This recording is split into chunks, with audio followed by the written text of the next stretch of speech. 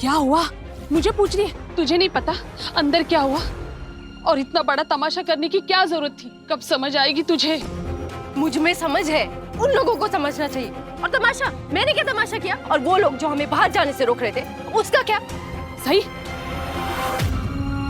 हाँ तो हमारा बाहर जाना जरूरी है क्या? हाँ जरूरी है, बहुत जरूरी है। क्योंकि आज मैं बाहर नहीं गई ना, तो मुझे इस बात का जिंदगी भर अफसोस रहेगा। अफसोस? मुझे कुछ समझ में नहीं आ रहा है, तू क्या बोल रही है? सही, ये परी, बालकराम या तेरे गढ़चिरौली के दोस्त नहीं है जो तू मन मर्जी से कुछ भी बोले। तेरे ससुराल वाले हैं, ये परिवार है। ये परिवार? ऐसा होता है परिवार? मैं तो इनको बताने भी वाली थी कि मैं कहाँ जाने वाली हूँ, लेकिन इन लोगों को सुनने की आदत कहाँ है? एक दिन अपनी मर्जी से बाहर जा रही हूँ तो इतना सुनाएंगे। सुनाते तो सुनाते रहे, मैं सुनने वालों में से नहीं हूँ मौसी। सही, बड़ों को बच्चों की फिक्र होती है और तू उनकी बातों की इतने दिल से क्यों लगाती है? हमारे लिए शहर भी नया है और यहाँ की जगह भी। उन्हें फिक्र होगी शायद हम कहीं खो न जाए, कहीं गुम न हो जाए। गुम ही तो हो गया मौसी, इस अनजान शहर में, इन अनजान लोगों के बीच। ये लोग पराये नहीं है, तेरा ससुराल है ये। और दामाद जी से शादी करने के बाद अब यही तेरा परिवार है, यही तेरे अपने लोग हैं। तू क्यों नहीं समझती इस बात को? विराट सर से शादी करने के बाद ही समझ आया कि रिश्ते दिल से बनते हैं, रस्मों से नहीं। सही, ये सब छोड़ो। बड़ों का लिहाज करना कमल दादा ने सिखाया था ना तुझे। उस लिहाज के खातिर अंदर चल मेरी बच्ची। सबसे माफी मांग और सबको बता कि हम कहाँ जा रहे हैं। अगर मैंने अंदर जाके बता दिया ना कि मैं कहाँ जा रही हूँ, तो घर का पूरा माहौल खराब हो जाएगा। तो अभी क्या तू आधा माहौल खराब करके आई है? जब तक तू मुझे नहीं बताएगी कि हम क्यों और कहाँ जा रहे हैं, तब तक मैं इस जगह से हिलूंगी नहीं।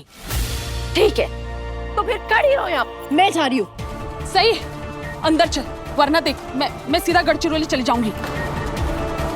हाँ ठीक है, चले जाइए। पहले आभा ने मेरा साथ छोड़ा, फिर गांव वालों ने, और अब आप भी मेरा साथ छोड़कर चले जाइए। लेकिन मैं जहाँ जा रही हूँ ना, वहाँ मैं जाऊंगी, क्योंकि मेरा जाना जरूरी है। आप साथ नहीं भी आएंगी तो भी मैं जाऊंगी। सही। ये देवा, ये लड़की भी ना औफत है। दादा रुको, दादा मैं भी आ रही हूँ तेरे साथ। चलो। सही, सही। अरे सही इतने गुस्से में कहाँ जा रही है?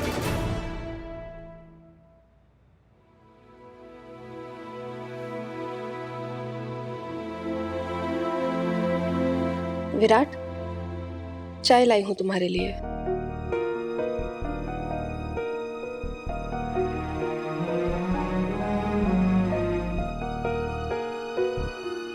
विराट, आज जिस तरह से सई ने सभी घर वालों की बातों को अनसुना करके उनकी बेइज्जती की है, खास करके तुम्हारी, जिसने उसका हमेशा साथ दिया, यहाँ तक कि तुमने घर वालों के खिलाफ जाकर भी उसका हमेशा सपोर्ट किया। लेकिन उसने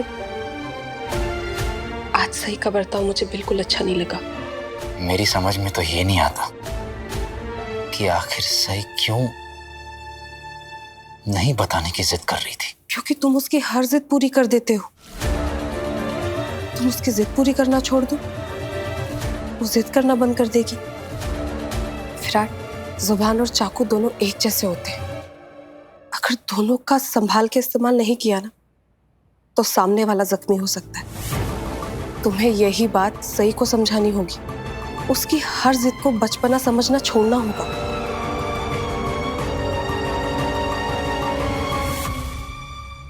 तुम सही को भूल जाओ, भूल जाओ, भूल जाओ।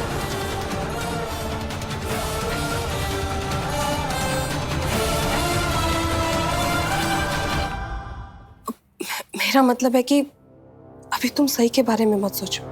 तुम ये सोचो कि खुद पे लगे झूठे इल्जाम से कैसे निपटना है।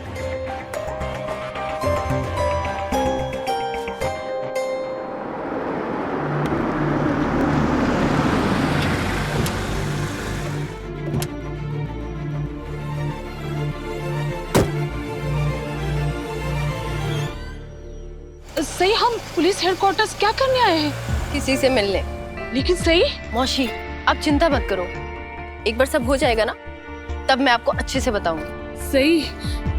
विराट सर ने फर्ज की खातिर की थी ना मुझसे शादी। मैं उनके बॉस को सब कुछ बता दूंगी कि मेरे साथ क्या क्या हुआ है। उनकी शिकायत करूंगी कि उनके घर में मेरे साथ क्या होता है। तू पागल है क्या? हाँ, क्या करना क्या चाहती है? देख सही, ऐसा कुछ मत करना जो तुझे नहीं करना चाहिए, समझी तू? उषा मौसी, आप चिंता मत करो, बस अब जल्दी चलो मेरे साथ। लेकिन सही, चलो चलो।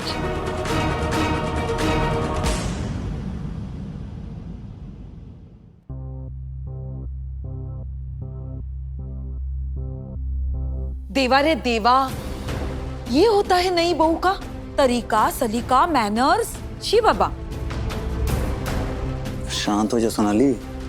शेरनी जब गुस्से में होती है ना तो उसे खुद भी नहीं पता कि किससे पंजे मार रही है।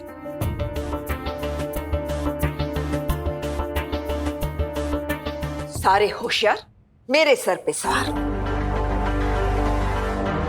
वैसे इस घर में क्या कम कमाल बहुएं थी जो विराट ने उस जंगली मुर्गी को भी भर्ती कर दिया? क्या क्या सपने देखे थे, क्या क्या आशाएं थी विराट की होने वाली बीवी से। बहनी, क्या हुआ? ये सही कहाँ चली गई? पता नहीं गुस्से में थी। मेरी गैर हाजिरी में यहाँ कुछ हुआ क्या? आपने कुछ कहा क्या? तो ऐसे गुस्से में उषा ताई के साथ क्यों चली गई? क्या हुआ? एक मिनट अश्विनी बहनी, एक मिनट। बहनी पर ऐसे आरोप इल्जाम ब्लेम करने के पहले एक बार भी ये सोचने की कोशिश नहीं की कि आपकी बहू कितना बड़ा तूफान मचा कर गई है अभी अभी यहाँ से। लेकिन सही ऐसा क्यों करेगी? मस्त मस्त करे कोई और भरे कोई। शादी की विराट ने और भुगत रहे हम सब घर वाले। मैंने तो पहले ही कह दिया था कि उस जंगली मुर्गी को इस घर में नहीं रखेंगे। देखा ना सबने, बिना बताए चली गई उस नौकरानी के साथ कहीं पर। उसे इस बात का रत्ती भर एहसास नहीं है कि दुनिया की नजर में वो अब छोटे घर की मुर्गी नहीं है, चौहान खानदान की बहू है। अगर कहीं कुछ ऊंच नीच हो गया तो? नहीं बहनी, ऐसे नहीं होगा। पता नहीं वो अकेली कहाँ जा सकती है, उसको तो यहाँ के रास्ते भी पता नहीं है। अश्विनी मामी, जिस बहू को आपने इतना सारा प्यार दिया, इतनी इज्जत दी, आज उसी बहू ने बड़ी मामी और बाकी सबके साथ कैसी बदतमीजी से बात की है, आपको देखना चाहिए था। जिसे आप बच्ची समझती है, आज वही बच्ची अपने बड़ों को बिना बताए कहीं चली गई है। हो सकता है उसे कोई जरूरी काम हो। वाह, दूसरों के कड़क नोट में सिलवटे ढूंढने वाले खुद के फटे नोट को भी चल जाएगा, ऐसा कहते हैं। हाँ, तुम तो दूसरों की बहुओं को ताना मारने का एक मौका नहीं छोड़ती हो। और आज जब तुम्हारी बहू ने हम सब की बेइज्जती की है, तब भी तुम उसी का साथ दे रही हो। सीधा सीधा बोलिए ना बहनी। अब पत्रलेखा की बात कर रही है ना?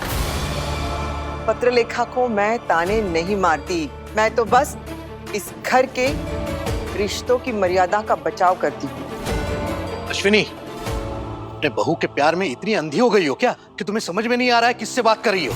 और उस लड़की को देखते देखते तुम्हारी जुबान भी तेज हो गई है बहुत।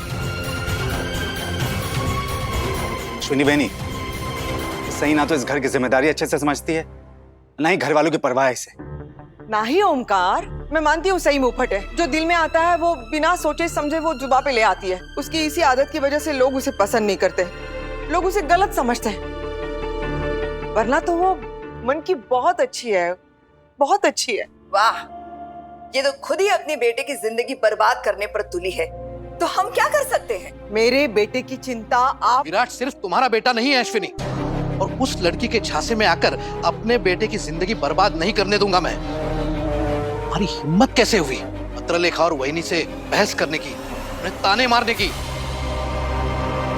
वहिनी, पत्रलेखा इस घर की बड़ी बहू है और आप बार बार इसे इसको। ओमकार, मैं कुछ नहीं कहती उसे, मैं तो बस इतना चाहती हूँ कि इस घर की बहू के साथ एक जैसा बर्ताव हो, बस। मतलब तो आप बहुत ही अच्छी तरह से जानती है ना बहनी। सारा प्यार, सम्मान, मान मिलता है पत्रलेखा को और सई को मिलता है सिर्फ ताने। पत्रलेखा को सर आंखों पर बिठाने की कोशिश रहती है अब सबकी, और सई को घर से बाहर निकालने की। अब आप सब लोग इन दोनों में इतना बड़ा फर्क करते हैं तो किसी ना किसी को तो इस फर्क को मिटाना ही होगा ना। बात बदलने की कोशिश मत करो अश्विनी। चलो, अगर तुम्हारी बहू तुम्हें इतना ही मानती है तो फिर तुम्हें क्यों नहीं पता कि कहाँ गई है वो? या फिर कहीं ऐसा तो नहीं कि तुम्हें वो बताकर गई है और फिर भी तुम सई का राज हम सबसे छुपा रही हो? मुझे कुछ भी पता नहीं है बहनी, सई ने मुझे कुछ भी नहीं बताया है। अब मैं तो मंदिर गई थी ना, जब मैं मंदिर से वापस लौट रही थी मैंने देखा सई को घर से निकलते हुए। मैं उसे कुछ पूछती कि कहाँ जा रही हो, क्या कर रही हो, उससे पहले ही वो उषा ताई के साथ गाड़ी में बैठकर निकल गई। काय है ना वहीनी, आपने अपनी बहू को ना बहुत सर पे चढ़ा रखा है, इसीलिए तो इसकी इतनी हिम्मत होती है कि आपको बिना बताए भी अपने घर सदन निवास से निकल गई। अरे मेरी बहू को देखिए, बिना मुझसे पूछे एक कमरे से दूसरे कमरे तक नहीं जाती। घर से बाहर जाना वो तो दूर की बात है, हो ना वहीनी?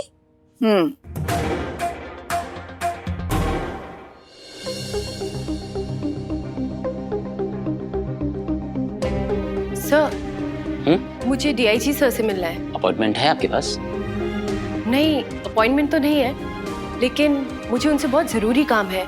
मुझे उन्हें बहुत जरूरी बात बतानी है। सॉरी मैडम, बिना अपॉइंटमेंट के आप उनसे नहीं मिल सकते।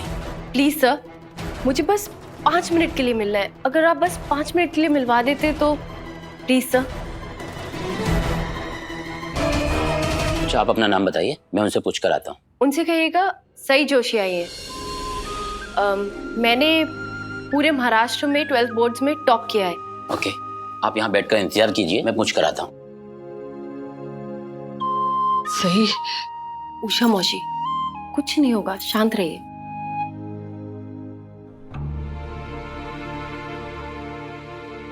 डीआईजी सर अभी फ्री हैं, लेकिन थोड़ी देर के लिए आप उनसे मिल सकते हैं। जी सर। उषा मौसी, आप यहाँ रुकिए, मैं बस डीआईजी सर से मिल के आती हूँ। हाँ, मैं आती हूँ।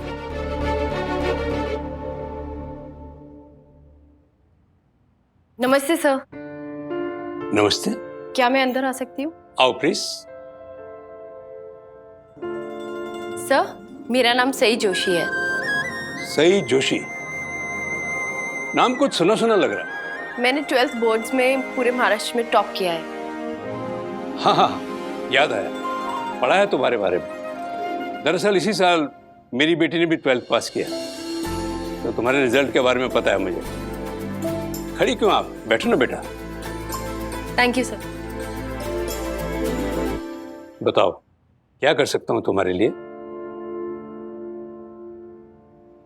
सर वो एक बात पूछूं? बेटा, तुमने इसी साल 12th पास की है और इतनी जल्दी शादी भी कर ली?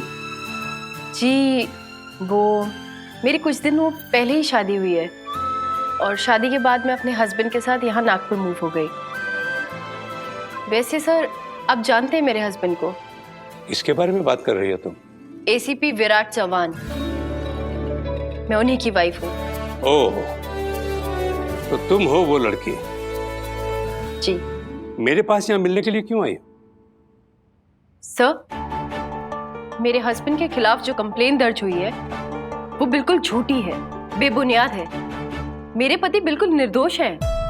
लेकिन कंप्लेंट तो कुछ और ही कह रही है। विराट सर ने मुझसे जबरदस्ती शादी नहीं की सर, बल्कि गांव वालों ने उनसे जबरदस्ती करवाई है। विराट सर ने तो मुझसे शादी इसीलिए की क्योंकि मेरे आबा के गुजर जाने के बाद मेरा ध्यान रखने वाला कोई भी नहीं था। कोई नहीं था जो मेरी जिम्मेदारी उठा सकता। कोई नहीं था जिसे मैं अपना परिवार बोल सकती। तब विराट सर ने मुझे सहारा दिया, मेरी जिम्मेदारी उठाई, मुझे परिवार दिया। तो गढ़चिरौली के नेता विट्ठल माने ये कंप्लेंट क्यों लिखवाई कि विराट ने तुमसे जबरदस्ती शादी की है? विट्ठल माने? सर, ये सब उसी का किया धरा है। विठल माने अपने बेटे जगताप से मेरी शादी जबरदस्ती कराना चाहता था, लेकिन विराट सर ने ऐसा नहीं होने दिया।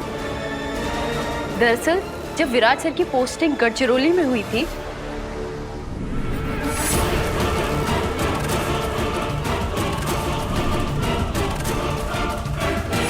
ससुर जी, तेरी बेटी और मैं शादी कर रहे हैं आज, तेरे को टाइम है तो आ जा।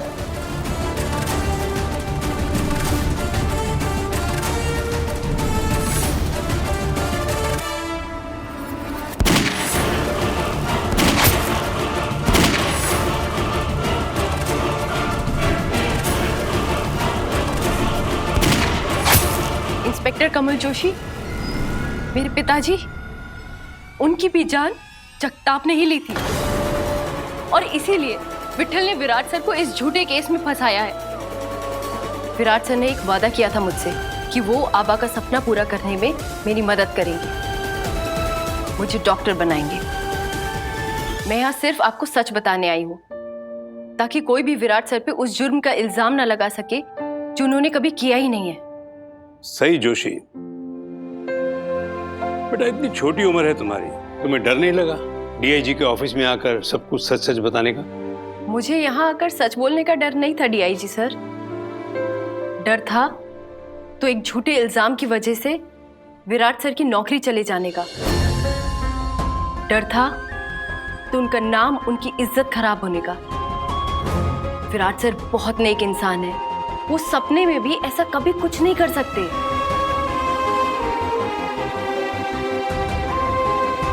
अपना मोबाइल नंबर दो। जय हिंद सर। जी जय हिंद सर, आपने मुझे 12 बजे रिपोर्ट करने के लिए कहा था। थोड़ा इंतजार कीजिए, बुलाता हूँ। Okay sir. जब भी मेरी जरूरत पड़े कांटेक्ट कर सकती हो। Thank you so much sir.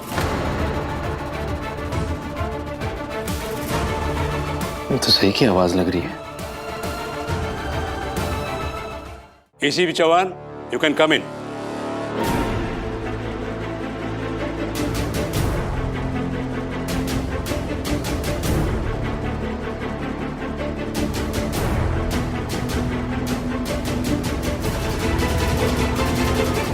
सही, तुम यहाँ क्या कर रही हो? मुझे डीआईजी सर से कुछ इम्पोर्टेंट काम था, इसीलिए।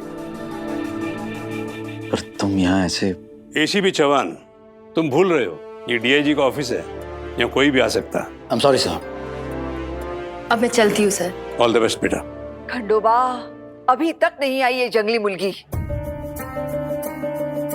अरे कोई उसे फोन करके पूछो कहाँ गई है वो। किसी के पास नंबर भी है उसका कि वो भी नहीं है? काकू, मेरे पास है उनका नंबर, मैं फोन करती हूँ सही भाभी को।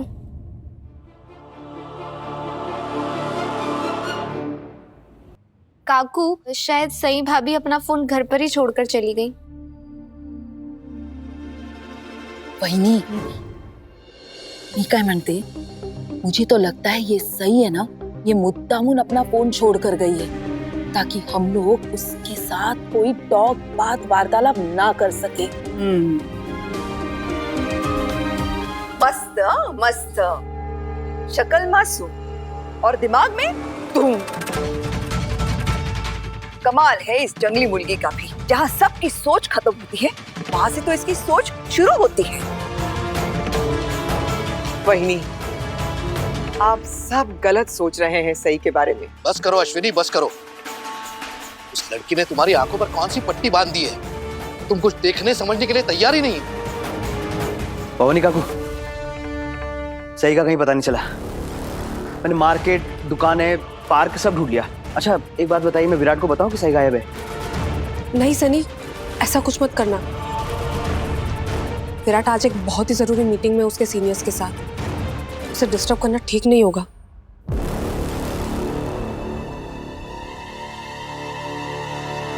अश्विनी, अब तुम बताओगी कहाँ गई है तुम्हारी बहू? वैसे तो उन सवालों का भी जवाब देती हूँ जो सही से पूछे जाते हैं, तो अब इस सवाल का भी जवाब दो। कहाँ गई है तुम्हारी बहू?